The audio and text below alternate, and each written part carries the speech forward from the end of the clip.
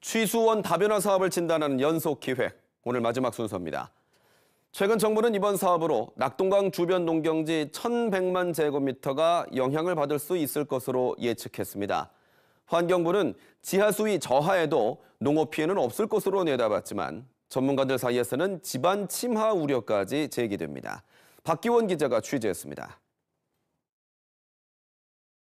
강변 여과수 취수정 설치가 계획된 창녕군 증산지구. 2016년 만든 시험 취수정 너머로 축구장 200개 면적의 농경지가 있습니다. 취수정 시험 가동 결과 하루 3만 톤 취수 때 지하수위가 1.5m 내려가고 10개를 동시에 가동했을 때 5m가 하강하는 것으로 예측됐습니다. 주민들이 반대에 나선 가장 큰 이유입니다. 지하수위가 내려가면 흙이 물을 머금지 못해 농업 생산량 감소로 이어져 농사를 짓지 못할 것이라는 우려입니다.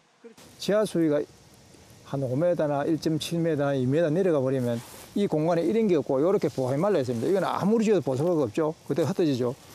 이래처럼 모래 사막화가 된다는 이야기입니다. 최근 완료된 정부의 용역 결과도 크게 다르지 않습니다. 환경부는 취수 지점 11곳에서 계획대로 취수할 경우 취수정 뒤쪽 지하수위가 최대 5m가량 내려갈 것으로 추산했습니다.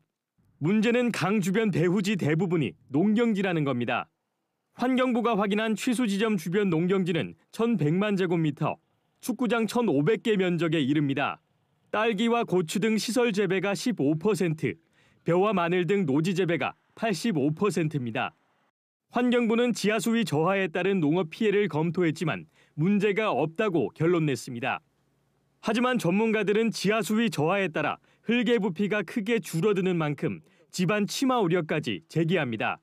계산해 보니까 어떤 지점은 지반 침하가 50cm 정도 생기는 곳도 있어요. 이건 나중에 큰 문제 될 수가 있습니다. 이거는 농경지 농사뿐만 아니고 그래서 이런 것들을 충분히 고려해가지고.